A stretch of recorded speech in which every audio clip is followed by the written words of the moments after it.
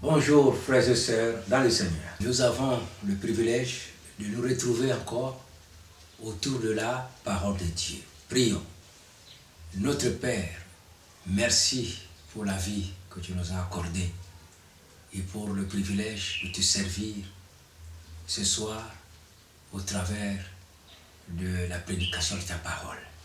Seigneur, nous prions pour nos cœurs afin qu'ils soient réceptifs à ta parole. Nous prions pour l'inspiration, nous prions pour la compréhension, nous prions pour l'illumination. Seigneur, nous prions pour que cette parole produise des fruits qui te glorifieront jusqu'à l'éternité. Seigneur, bénis-nous ce soir au nom du Seigneur Jésus-Christ. Amen. Gloire à Dieu. Notre thème, c'est réflexion sur l'église locale. Quelques réflexions sur l'église locale. Gloire à Dieu. Dans cette réflexion, par la grâce de Dieu, nous allons parler d'un point crucial qui est mon engagement dans une église locale. Donc le sous-thème que nous allons développer ce soir, c'est mon engagement avec une église locale. Mon engagement avec une église locale. Voilà le sous-thème que nous voulons développer. Mon engagement avec l'église locale. Gloire à Dieu. Mon engagement. Nous avons un texte que nous pouvons lire dans les psaumes 133 pour commencer. Les psaumes 133, nous le lisons. Voici, oh, qu'il est agréable, qu'il est doux pour des frères de demeurer ensemble. C'est comme l'huile précieuse qui, répandue sur la tête, descend sur la barbe d'Aaron, qui descend sur le bord de ses vêtements. C'est comme la rosée de l'Hermon, qui descend sur les montagnes de Sion, car c'est là que l'Éternel envoie la bénédiction, la vie pour l'éternité. Gloire à Dieu. Mon engagement avec une église locale. Ce psaume nous parle de la bénédiction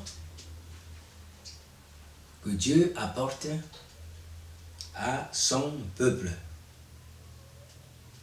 quand son peuple est ensemble dans une communion parfaite, c'est-à-dire qui répondent aux normes de Dieu. Un rassemblement où il y a la paix, un rassemblement où il y a l'amour, un rassemblement où le Seigneur est le centre, un rassemblement qui glorifie son nom. Un tel rassemblement, n'est-ce pas, appelle la présence de Dieu. Et là où est Dieu, là est la grâce, là est la vie, la bénédiction, la joie, la guérison, la délivrance. Donc, nous voyons par ce psaume-là que notre Dieu est un Dieu qui a beaucoup d'enfants. Notre Dieu est un Père qui a beaucoup d'enfants. La Bible l'appelle Père éternel, le Père des croyants. Donc le Dieu de la Bible est le Père qui a beaucoup d'enfants et ces enfants sont éparpillés dans le monde entier.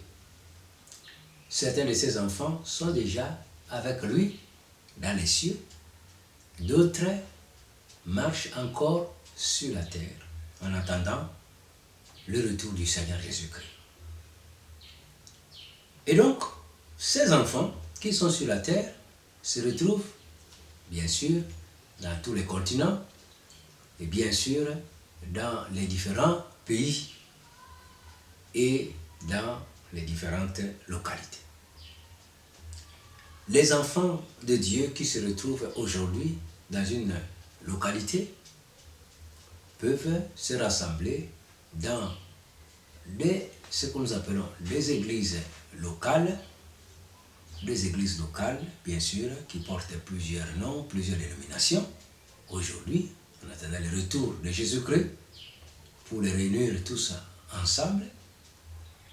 Donc, ces bien-aimés qui confessent Jésus-Christ comme Seigneur et Sauveur, qui ont la foi en lui, en son sacrifice, qui ont obtenu le pardon de leurs péchés, ils se sont repentis, ces bien-aimés, membres du corps de Christ, se regroupent dans des assemblées locales pour servir Dieu ensemble. Et donc je disais que notre sous-thème, c'est mon engagement avec une église locale. Gloire à Dieu. Donc, lorsque nous nous promenons dans la ville, en l'occurrence, la ville de Port-Gentil, nous pouvons voir au travers de certaines pancartes les noms des différentes églises locales qui servent Dieu dans notre ville. Et ces églises locales qui appartiennent à Jésus-Christ ont la mission, parmi d'autres, c'est celle d'annoncer la bonne nouvelle de Jésus-Christ à tous ceux qui ne le connaissent pas encore. Alors, donc, une église locale a une mission, elle en a plusieurs. Je prends sa tâche missionnaire. Sa tâche missionnaire, par la tâche missionnaire, je vois la mission de l'évangile au niveau local, premièrement, et ensuite au niveau international. Voilà cette église locale qui prêche la parole, selon les instructions qu'elle a reçues de Jésus-Christ dans Marc, chapitre 16, verset 15, par exemple. Allez prêcher la bonne nouvelle à toute la création. Celui qui croira et qui sera baptisé sera sauvé, et celui qui ne croira pas sera condamné. L'église locale prend donc sa responsabilité et elle annonce la bonne nouvelle. Elle annonce la bonne nouvelle de plusieurs manières, directement dans son siège, son église locale, ou par la voie des ondes, ou au travers des prospectus, ou au travers de la marche de ses enfants, de ceux qui adorent Dieu dans cette église locale, ce que nous appelons le porte-à-porte, ou les croisades d'évangélisation, etc., les différentes formes, n'est-ce pas, le partage du témoignage de Jésus-Christ. Et ce témoignage, par la grâce de Dieu, va résulter par l'entrée de certaines personnes dans la foi en Jésus-Christ.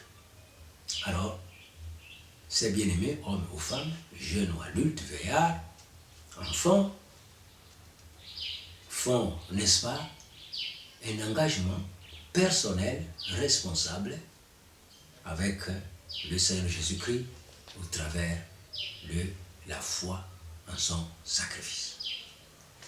Ils confessent Jésus comme Seigneur et Sauveur, ils se repentent de leurs péchés, ils sont sauvés.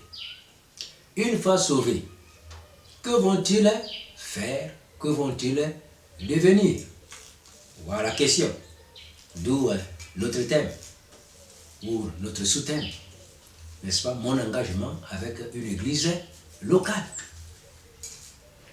Lorsque ces bien-aimés ont confessé Jésus-Christ comme Seigneur et Sauveur, alors que vont-ils faire? Que vont-ils devenir? Par la grâce de Dieu, nous allons essayer de répondre, n'est-ce pas, à cette interrogation. La parole de Dieu nous informe, n'est-ce pas, que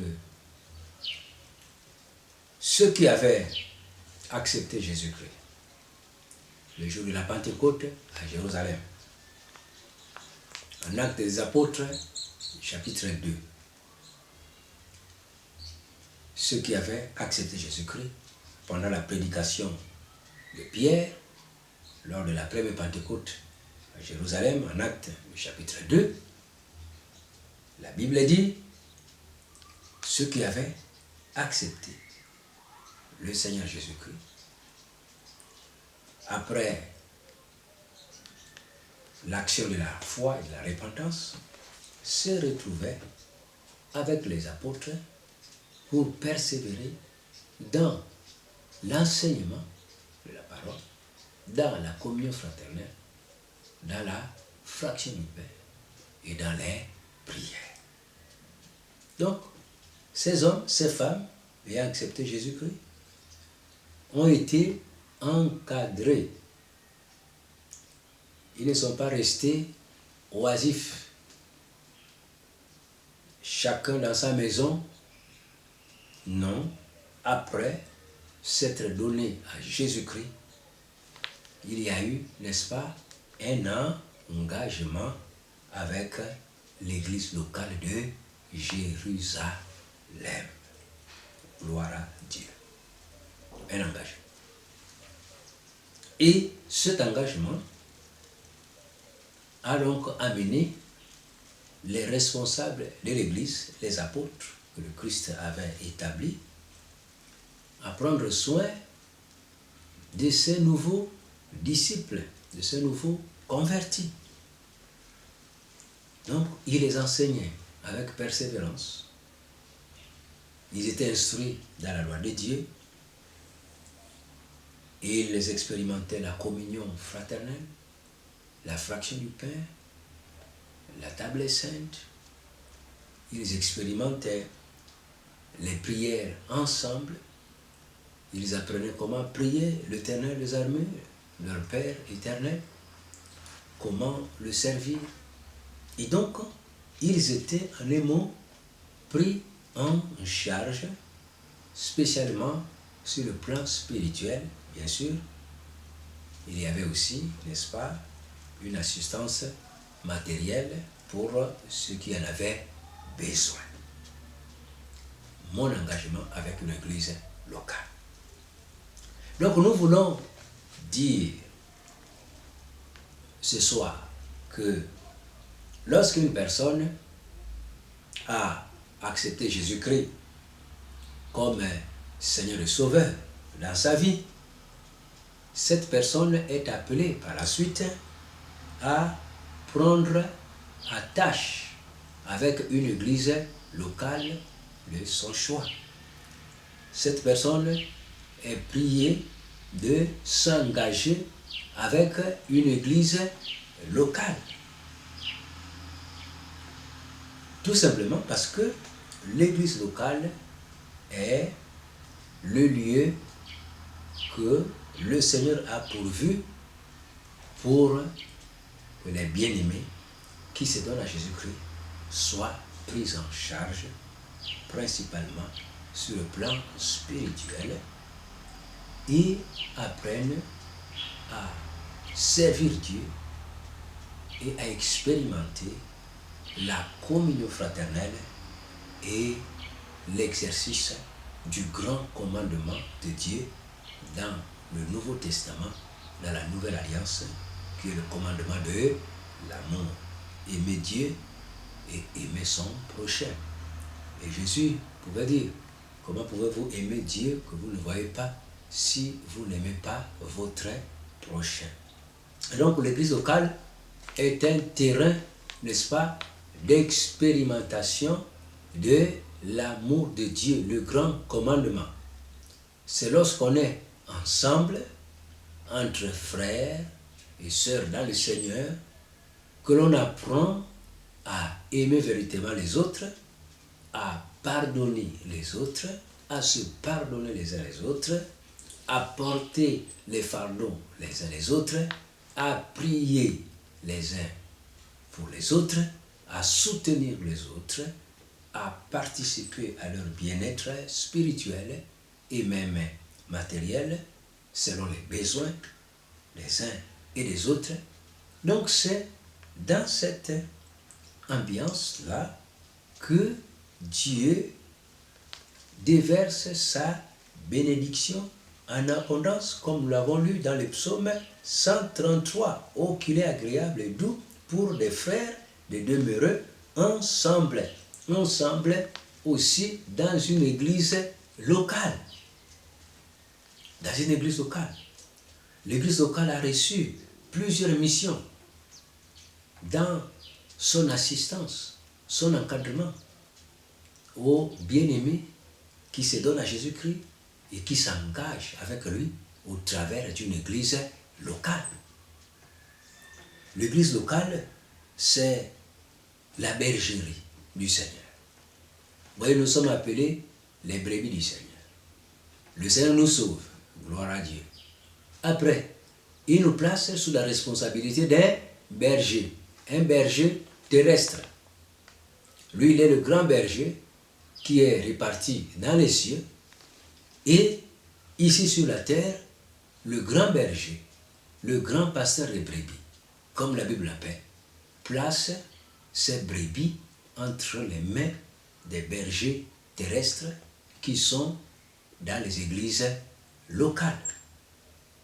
Donc, ces bergers terrestres organisent la vie de l'église locale pour paître le troupeau de Dieu qu'il s'est acquis par son propre sang. Oh, gloire à Dieu! Donc, lorsque je me donne à Jésus-Christ, donc j'ai la responsabilité de m'engager avec une église locale. Je ne dois pas rester à la maison. Je ne dois pas faire toute ma vie chrétienne à la maison, en regardant la télévision, en regardant les informations ou les messages sur YouTube. Non, ces moyens, n'est-ce pas, sont un complément que Dieu apporte, n'est-ce pas, à l'église locale pour lui permettre d'atteindre les bien-aimés qui sont bien sûr déjà sauvés ou ceux qui ne sont pas sauvés, qui sont dans des situations de foi ou des lieux où, n'est-ce pas, l'église locale ne peut pas directement leur apporter le message de Dieu. Oui, donc c'est des moyens complémentaires. Mais ces moyens complémentaires ne dispensent pas, vous voyez, les bien-aimés qui se donnent à Jésus-Christ, n'est-ce pas, de se rassembler dans une église locale ou à s'engager avec une église locale. Lorsque les conditions de vie sont idéales, lorsque on a la liberté de rassemblement, comme dans notre pays, le Gabon, nous bénissons notre Dieu qui nous accorde la liberté de se rassembler, chacun selon son orientation spirituelle et religieuse, en respectant bien sûr les mesures dans le contexte où nous sommes aujourd'hui de la distanciation sociale. Le nombre ne doit pas dépasser 30 personnes par rassemblement. Toutes les mesures salutaires que l'État a mises à notre disposition, nous bénissons notre Dieu. Donc, dans le contexte qui est le nôtre, gloire à Dieu, où nous avons la paix de Dieu et la liberté de se rassembler, chacun selon le choix de sa religion, ceux qui acceptent Jésus-Christ, en l'occurrence, ne peuvent pas se dispenser de leur privilège de se rassembler avec leurs frères et sœurs dans une église locale. Donc, c'est la volonté de Dieu que le racheté, celui qui est sauvé, s'engage avec une église locale. Dans l'église locale, qui est chargée de nourrir les brebis du Seigneur, l'église locale a reçu aussi le mandat de baptiser. Celui qui croira et qui sera baptisé sera sauvé, a dit Jésus. Celui qui ne croira pas sera condamné.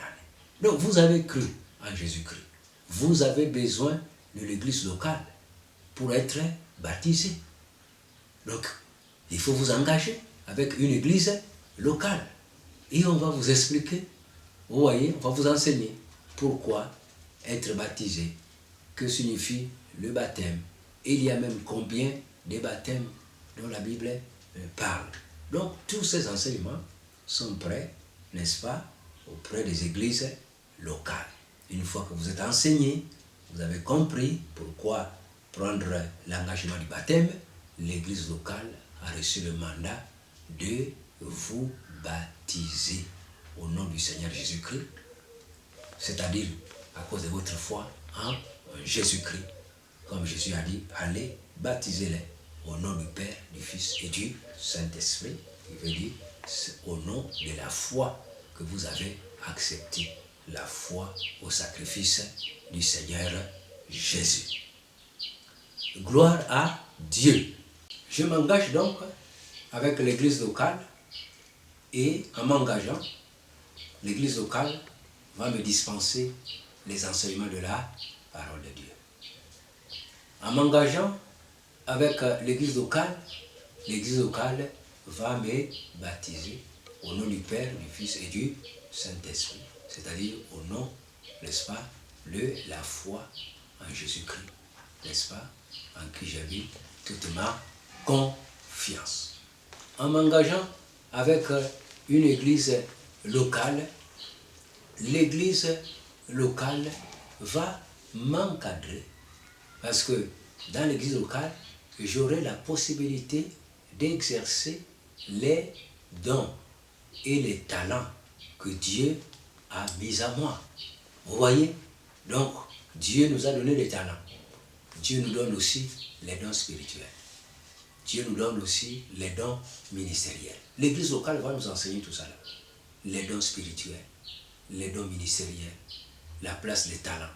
Comment servir Dieu avec ses talents. Comment servir Dieu avec les dons spirituels. Comment servir Dieu au travers des dons ministériels. Donc l'église locale nous enseigne et l'église locale nous donne l'opportunité d'expérimenter, d'exercer ces talents, ces dons, ces ministères dons au niveau de l'église locale et aussi auprès de ceux qui sont encore loin de la face du Seigneur. Donc, l'église locale, si je m'engage dans une église locale, je suis comme dans un centre de formation et d'équipement. L'église locale va me former, l'église locale va m'équiper, l'église locale va prier pour moi, l'église locale va donc me qualifier pour le service de Dieu, l'église locale va me lancer. Vous voyez, je vais commencer, les faibles commencements au niveau de l'église locale, je vais grandir en grâce, en sagesse, en connaissance dans l'église locale. Je vais grandir dans l'expérimentation de la parole avec l'église locale. L'église locale, n'est-ce pas, va reconnaître mes talents, mes dons, les dons spirituels ou les dons ministériels. L'église locale va aussi m'accorder ce qu'on appelle la main d'association ou la consécration ou l'ordination. Donc, l'église locale va reconnaître les dons ministériels que j'ai reçus de Dieu. Et l'église locale va, n'est-ce pas, me recommander à la grâce de Dieu, m'accorder la main d'association, comme Paul et Barnabas, qui faisaient partie de l'église locale d'Antioche. Voilà, après avoir servi sous d'autres cieux, Barnabas, par exemple, à Jérusalem, finalement, il était envoyé à Antioche, il est allé chercher Paul à Tars, il l'a amené à Antioche, et voilà, là, ils ont servi Dieu jusqu'au jour où ils ont reçu un appel spécial pour aller en terre de mission. Et ils étaient dans une église locale. La Bible dit, nous sommes là dans Actes des Apôtres, chapitre 13. Paul, Barnabas, avec les autres bien-aimés serviteurs de Dieu, certainement avec les autres servants de Dieu, diaconesses et autres, qui servaient Dieu, qui prêchaient la parole de Dieu à Antioche. Et voilà, au travers d'une église locale, la communion d'une église locale, les dons spirituels vont s'exercer et Dieu va révéler au moyen des dons spirituels dans cette église-là que Paul et Barnabas étaient appelés à la tâche missionnaire. Et l'église locale va encore jeûner et prier pour Paul et Barnabas avant de les relâcher.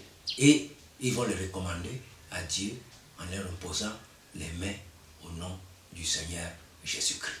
Ainsi, Paul et Barnabas seront envoyés par le Saint-Esprit au travers d'une église locale, l'église d'Antioche. Ils vont aller en terre de mission. Voilà. Donc ils partent recommandés à Dieu avec la bénédiction de l'église locale et aussi avec le soutien matériel de l'église locale. Donc l'église locale est là aussi pour soutenir matériellement, financièrement, n'est-ce pas, les chrétiens et aussi ceux qui reçoivent les vocations pour servir Dieu. Gloire à Dieu. L'église locale est aussi le champ, n'est-ce pas, d'exercice de la discipline. Vous voyez, à l'église locale, on apprend la discipline biblique. On se redresse. L'église locale peut nous redresser. Lorsque nous nous sommes trompés, l'église locale reçoit le mandat de Dieu pour nous redresser, pour nous corriger, nous discipliner, afin de nous amener, n'est-ce pas, à la correction. Donc c'est une discipline rédemptrice. Ce n'est pas une discipline punitive. Non, Christ a porté le châtiment de nos péchés à la croix. Et l'église locale nous discipline pour nous ramener à l'obéissance. Lorsque nous nous sommes écartés, lorsque nous nous sommes trompés, l'église locale a l'autorité pour nous ramener, nous corriger, nous discipliner dans le but de revenir sur le droit chemin. C'est dans l'église locale, donc où on est dépendant les uns les autres. Voilà, on s'assiste, on s'encourage, on se corrige, on se fortifie, on porte les fardeaux ensemble, on se pardonne, et oui, on s'entraide dans l'église locale. Donc, je dois m'engager avec une église locale pour être bien suivi. Et l'église locale aussi va me bénir. Vous voyez, lorsque, par exemple, vous allez vous marier et vous vous êtes marié selon les normes de notre constitution, et après le mariage devant l'officier de l'état civil, vous venez, l'église locale va prononcer, n'est-ce pas, la bénédiction de Dieu en faveur de votre mariage. Un exemple. Voilà. Donc, il y aura la bénédiction nuptiale. L'église locale reçoit le mandat de Dieu de bénir, n'est-ce pas, les couples qui se marient. Et là, l'invocation du nom de Dieu fait intervenir la grâce de Dieu, la bénédiction du Seigneur. C'est dans l'église locale. Donc, on bénit, n'est-ce pas, les mariés. On encadre les mariés. On donne les conseils nécessaires pour les mariés. On fait la cure d'âme aux mariés. On leur donne, voilà, toutes les connaissances nécessaires pour mieux gérer, n'est-ce pas, le foyer selon Dieu. Voilà, l'église locale est là pour encadrer ces jeunes gens, jeunes filles, n'est-ce pas, qui veulent se marier ou qui entrent dans le mariage. L'église locale reste la conseillère des mariés. L'église locale est aussi la conseillère de ceux qui ne sont pas encore mariés. L'église locale apporte son soutien aux étudiants, encadre les étudiants, encadre les hommes, les femmes, encadre les autorités, encadre les vieillards, encadre les riches, encadre les pauvres. Donc l'église locale, c'est une véritable institution divine que Dieu a placée pour prendre soin de l'homme dans son intégralité.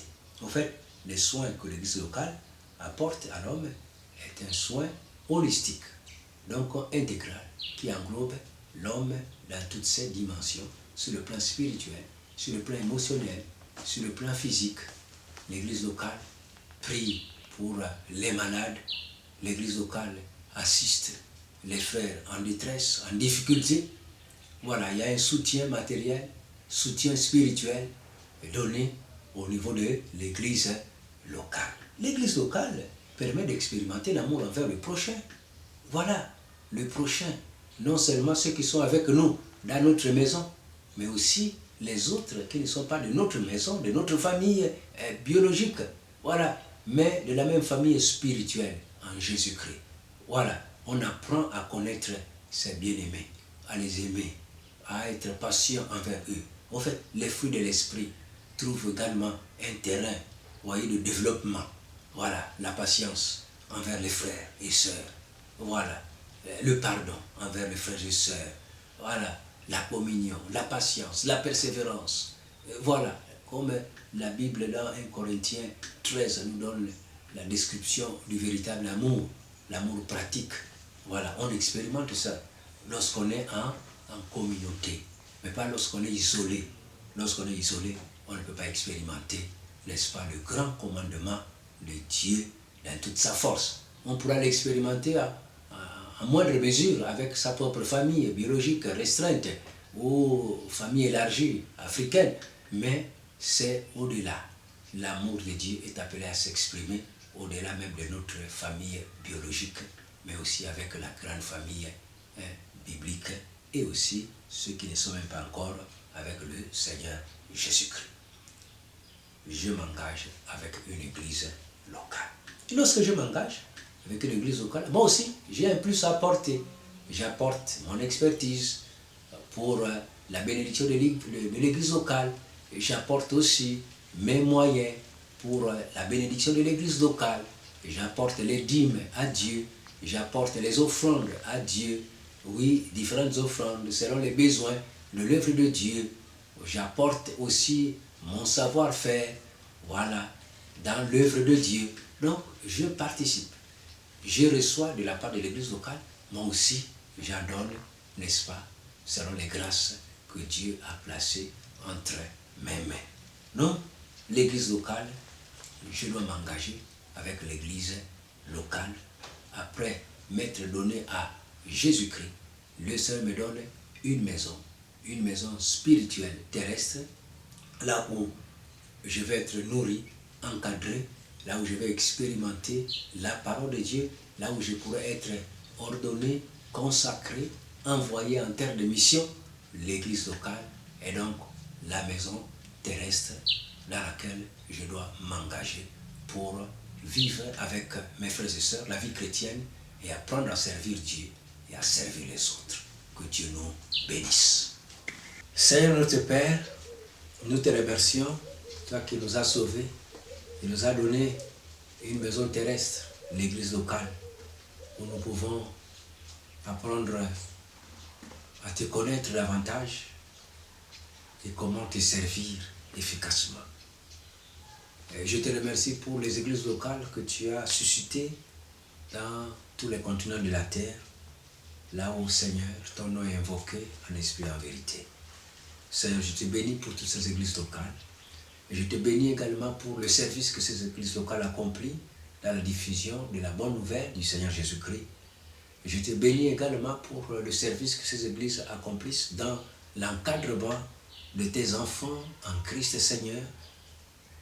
Merci de fortifier encore ces églises locales, de les équiper, de pourvoir à leurs besoins et de faire en sorte que ceux qui s'engagent avec les églises locales, Seigneur, soient encadrés efficacement et deviennent des chrétiens matures, oui, des hommes faits qui deviennent semblables à Jésus-Christ. Seigneur, bénis tous les frères et toutes les sœurs qui sont déjà nés de nouveau. Oui, bénis ceux qui n'ont pas encore l'église locale. Seigneur, afin qu'ils sachent choisir, oui, les bonnes églises locales où ils pourront grandir spirituellement et être nourris spirituellement. Seigneur, je te bénis pour les églises locales qui opèrent dans le gabon de Dieu. Oui, Seigneur, bénis toutes les églises locales que tu as suscitées dans notre pays, qu'elles soient vivantes, qu'elles soient fortes, qu'elles soient saintes, oui, qu'elles soient à l'image, Seigneur, de son Sauveur et Seigneur, Jésus-Christ. Nous te remercions. Au nom du Seigneur Jésus-Christ. Amen.